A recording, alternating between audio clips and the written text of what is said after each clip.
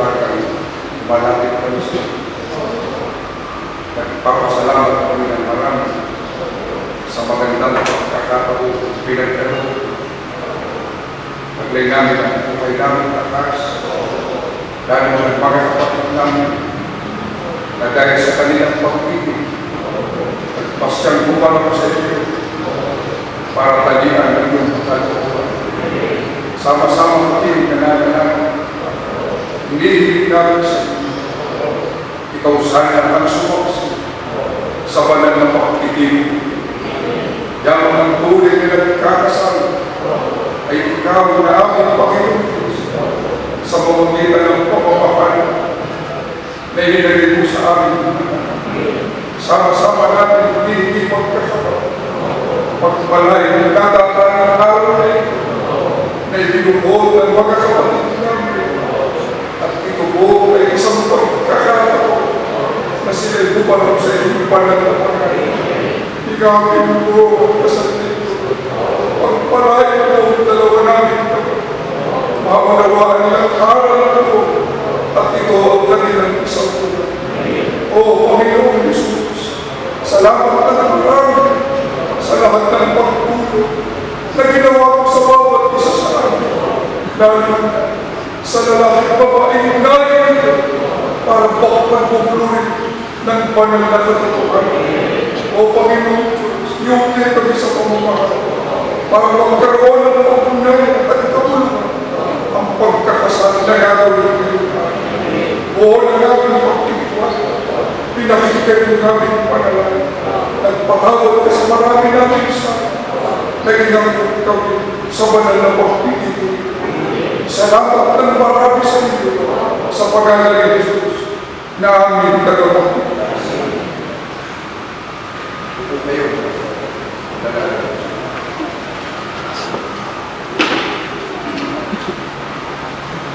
Tayo ay nagkakatipon ngayon sa harapan ng ating Panginoon Diyos upang pagpapuri ang lalaki, ang kapatid Aragoy, Ibabe, at ang babaeng narito, ang kapatid Darwin, sa pamamagitan ng pananampalataya.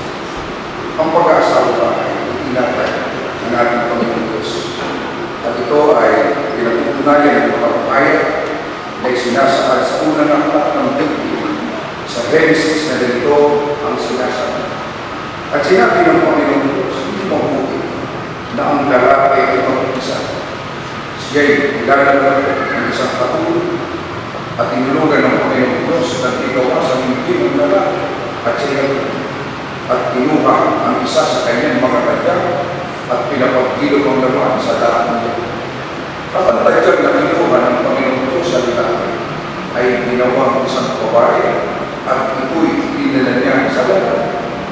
At sila'y binasumpasan ng Diyos at sa kanila'y sinabi ng Diyos, kayo'y magpaalala at magpaalala. Dapat natin alalahanin ito na ang pag-asawa ay itinatag ng ating Panginoon Diyos para sa kapakinawagan at sa kaligayahan ng mga tao na kanyang ginagawa.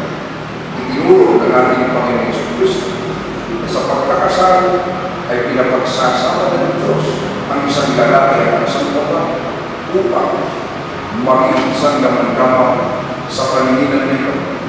Ganito ang pagkuha ng mga pag-usap ng ating Panginoon ay sa pagkakahalaga ng ibang ministang sa mga. Dahil ito'y iiwan ng lalaki ang kanyang ama at ina at makikisama sa kanyang asawa. At ang dalawa ay magiging isang naman. Kaya, hindi na sila dalawa, kundi isang naman.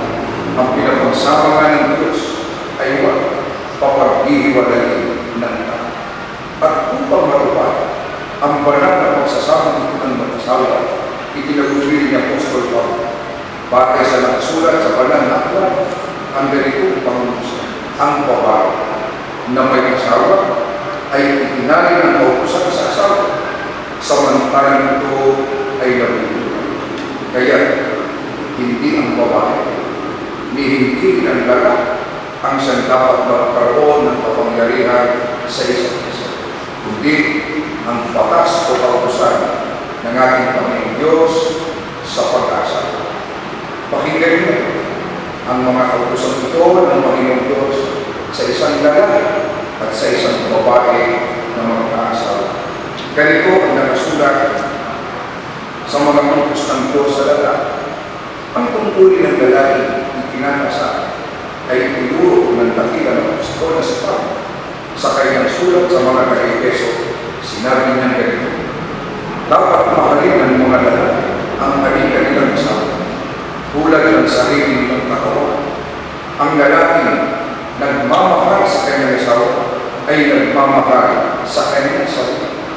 Walang taong namumuhi sa sarili ng katawan, bagkus ito'y pinakakain at inaalagaan, gaya ng ginagawa ng Kristo sa Iglesia.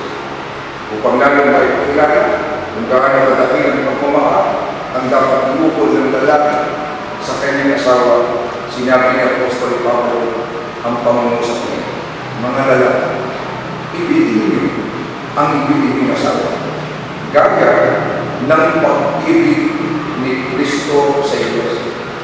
Inihandog niya ang kanyang buhay para sa bukod dito, kapatid na ito, ang lalaki ay pinapananatili na siyang magkaroon ng pamumuno sa kanyang asawa, sapagkat ayon kay Apostol Pablo, ang lalaki ay pangulo ng kanyang asawa. Kaya naman ni Kristo ng pangulo ng Iglesia na siya rin ang tagapagligtas ng katawan upang maging maligaya at matiwasay ang pagsasama ng mga lingkod ng Diyos na pinag-alit ng kanyang mga kausa, itinagpili sa lalaki inakasal nila. Mga lalaki, ibigin niyo ang inyong asawa at huwag kayo maging mapangit sa kanila. Kayong din naman, ayon sa sulat ni Apostol Pedro, kayong mga lalaki, magsipabahay kayong kasama ng inyong asawa ayon sa pagkakilala na pakundangan ng babae na gaya ng marunong na sisultan. Yamang kayo may kasamang tagapagmana ng biyaya ng kabuhay upang ang inyong panalangin ay huwag mapigil. Ang lalaki rin, kapatid, darangin ang pinapananagot ng Panginoong Diyos sa paghahanap. Ganito utos ng Diyos sa lalaki siya na nakasulat sa paghahanap. At kay adalay sinabi, sapagkat yung dinilig ang tinig ng limasawa at kumain ka ng bunga ng punong kahoy na aking iniutos sa iyo na sinabi, huwag kang kakain niyo, sumpain ang lupa dahil sa iyo. Kakain mo sa kanya sa pamamagitan ng iyong pagpapagay sa lahat ng mga araw ng iyong buhay. Sa pawis ng iyong buhay ay kakain ka ng tinapay hanggang sa ikaw ay mauwi sa lupa, sapagkat dahil sapagkat ikaw ay alam at sa alam mo, patuloy. Ang tungkulin naman ng babae, ikinakasal, kapatid, na huli ay itinuro rin ni Apostol Pablo.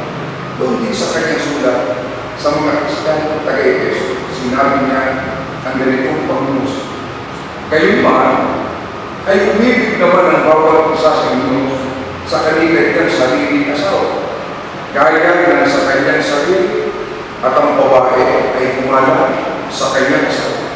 Ang paggalang na dapat iukol ng babae sa kanyang asawa ay pinaliwanag ni Apostol Pablo sa kanyang sulat sa mga taga-Kolosas na ganito ang kanyang sinabi: mga babae, pasakot kayo sa inyong asawa, sapagkat yan ang kalooban ng Panginoon. Ang babae, kapatid na rin, ay hindi pinahihintulutan na magkaroon ng pamumuno sa lalaki. Kundi ang sabi ni Apostol Pablo, ang babae mag-aral na hindi pa sumasakay sa harapan ng ating Panginoon Diyos at ng narin ng mga susunod na kunin sa kapatid na rin na magiging kanyasa na siya yung iibigin ng pagpipitakan, yung makamakapalit, maging sa kanyang sulat at sa karaputan, sa kasaganahan at kaya, at iwan ko ba ng iba, ay ipananatili ka sa Kanya habang kayo dalawa ay namumulo.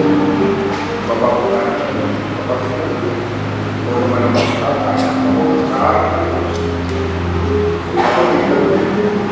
patay-titip bang yung siya sa Kanya natanggapin sa kapatid na magiging tunay ng sa kasi yung ibig na nagkakaroon at mabubuhay kasama niya sa buong pagtitiwala sa kalusugan at sa tao sa paninawagan sa at iyon ay pananalili ka sa kanya habang kayo ay nagbabawa na at huwag kayo pag-iwan sa iyo sa harapan ng Diyos at ng ating mga sisi na sa iyo ang magiging mapapala at mapapalasa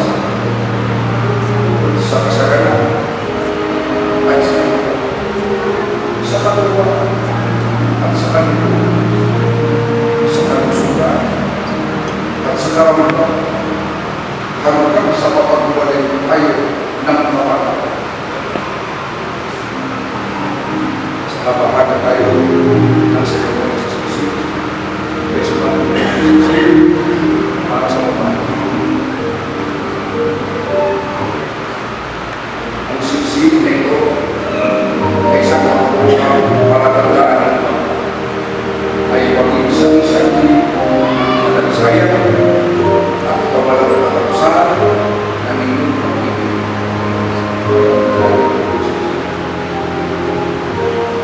Ang gusto ang siksik sabihin mo ang sakit. Tingnan mo ang sawa. Sabihin mo ang siksik ay ibinibigay sa iyo bilang sa isa at pangako ng ating pagulong at nananatiling pag-ibig sa bansa.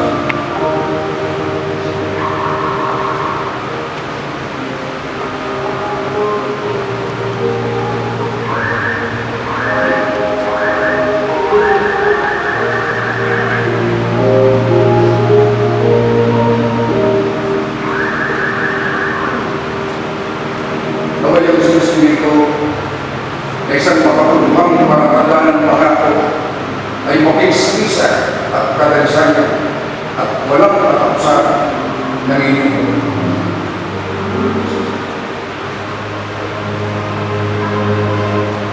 pag-iso ng sisi sa inyong pag-iso tingnan ko yung sa ako sa at sinasabi ko yung ang sisi na ito ay ibinibigay tuloy sa iyo bilang sa isa at pangako ng ating pagulong at nananatiling pag-ibig sa puso